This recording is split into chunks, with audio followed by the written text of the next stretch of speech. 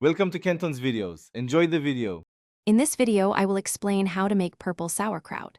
Start with fresh, vibrant purple cabbage for the best results. The salt is crucial for fermentation, so choose a good quality non-iodized variety. Caraway seeds add a wonderful, traditional flavor, but feel free to omit them if you prefer.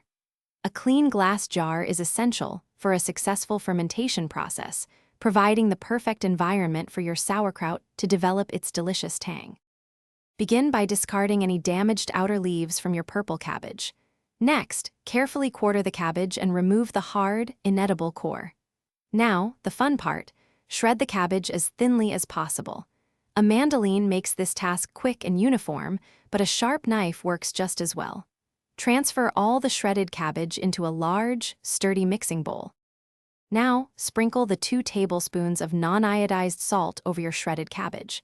This is where the magic happens. Vigorously massage the cabbage for about 10 minutes. You'll notice it starts to soften and release a good amount of liquid.